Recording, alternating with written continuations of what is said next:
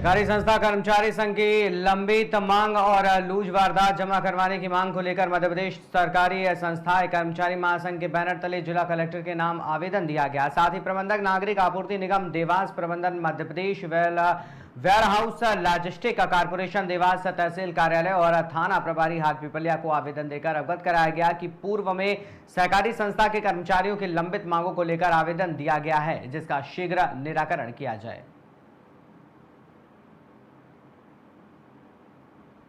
कर्मचारी संगठन के लोग हैं और आज आपने तहसीलदार मैडम को ज्ञापन दिया, तो किस तरह की मांग है आपकी और क्या आपने ज्ञापन में लिखा है?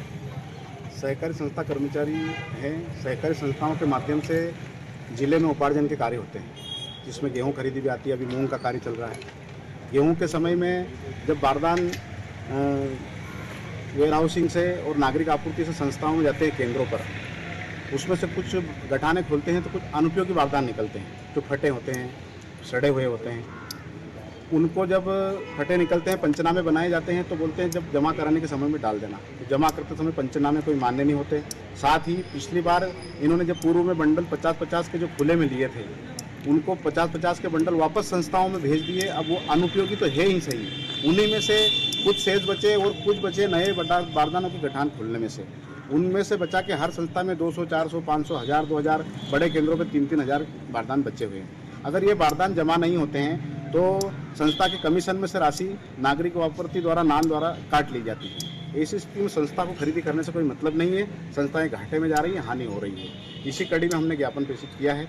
अगर आज हमारे बारदान जमा नहीं होते हैं जो वेयर हाउस में पड़े हैं लूज खुले में कल से, तो कल से हम वेयर हाउसिंग के सामने और नागरिक आपूर्ति के ऑफिस के सामने हाट पिपलिया में हमारा संगठन के द्वारा धरना रहेगा। मध्य प्रदेश सहकारी कर्मचारी संघ के माध्यम से ज्ञापन प्राप्त हुआ है।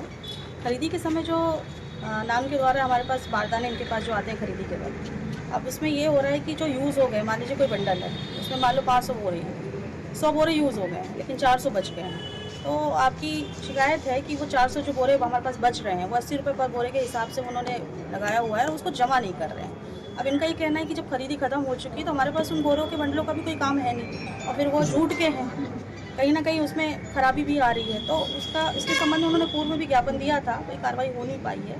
तो अब उनका ये है कि आजकल में या जो भी है इसका जो भी आदेश हो माननीय जिलाधीश महोदय के माध्यम से हम इसको पहुंचाएंगे, जो भी निर्णय हो। अन्यथा की स्थिति में फिर कल जो है नान और जो सिविल सप्लाईज का ऑफिस है उनका वो धरना वहाँ पे देंगे। जी, थैंक यू वेरी मच।